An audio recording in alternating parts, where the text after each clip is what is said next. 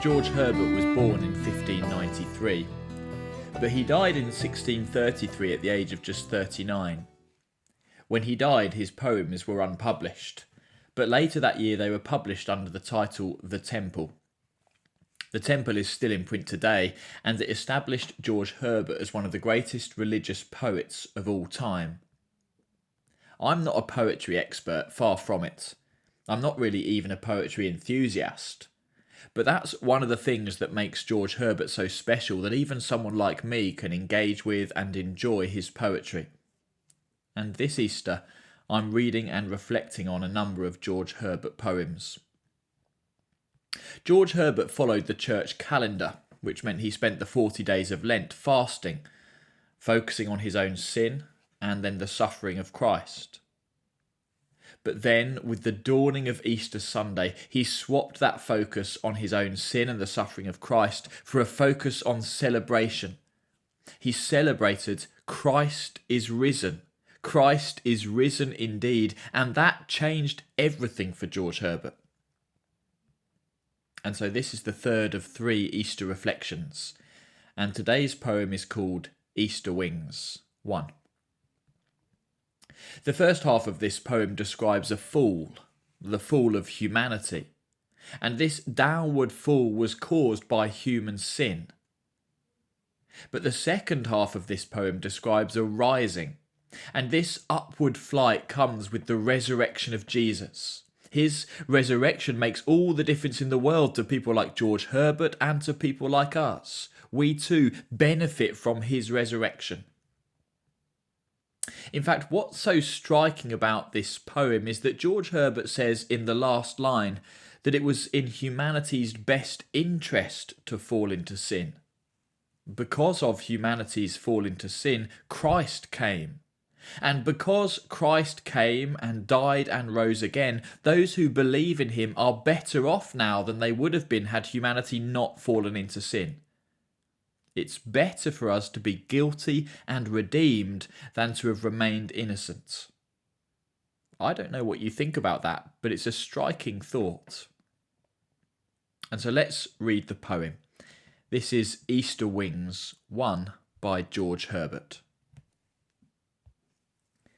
Lord, who createdst man in wealth and store, though foolishly he lost the same, decaying more and more, till he became most poor. With thee, O let me rise, as larks harmoniously, and sing this day thy victories. Then shall the fall further the flight in me.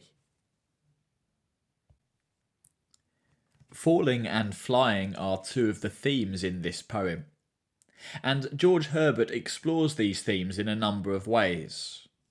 For example, one of the ways he explores them is with the shape of the poem. The poem is shaped like a pair of wings. It was probably the first thing you noticed. Or if you haven't noticed it, if you turn the poem sideways, you should see the wings. It looks like a butterfly. Another way George Herbert explores these themes is by shortening and lengthening the sentences. In the first half of the poem, the sentences get shorter and shorter. Line 1 describes the creation of humanity, and it's a 10-syllable sentence. But line 2, which starts to describe the fall of humanity, is an 8-syllable sentence. And the sentences get shorter and shorter. Line 3 has 6 syllables, line 4 has 4 syllables, and then line 5 has just 2 syllables, the shortest sentence, which describes humanity as most poor. And the word poor here isn't only a reference to having no wealth, it's also a reference to having no health. Humanity is most poor, which means humanity is sick with sin. In our fallen condition, we suffer from a sin disease, which is far more serious than COVID-19. Everyone, everywhere is contaminated with this sin disease, and there's no vaccine. This sin disease is deadly, and everyone everywhere will die because of it. But that's why Christ came, to die and rise again, to save us from sin and death. And so in the second half of the poem, the sentences now get longer and longer, going from 2 to 4 to 6 to 8 to 10 syllables again.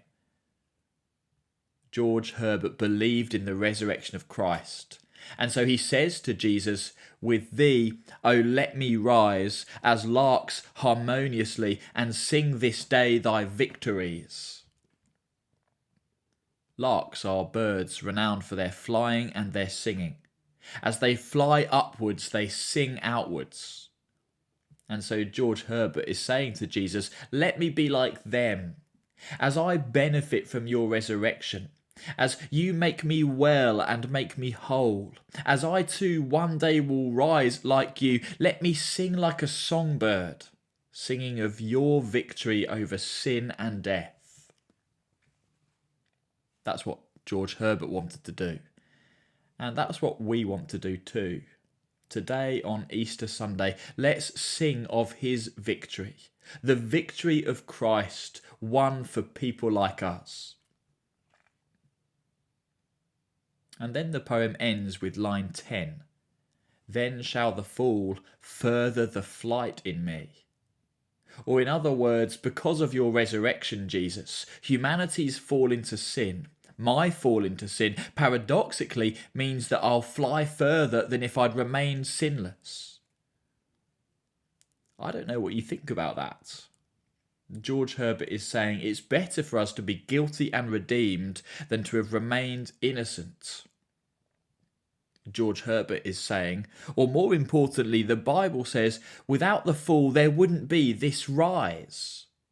But with the fall there is this rise, and this rise is glorious. Christ is risen, and Christians are risen. We were dead, but today we're spiritually alive, and one day we'll be physically raised. The time is coming when we'll have physical resurrection bodies and we'll live in a physical new creation. And on that day we'll fly higher than ever before. And on this day, Easter Sunday, we have every reason to sing louder than ever before. Christ is risen. Christ is risen indeed. Happy Easter.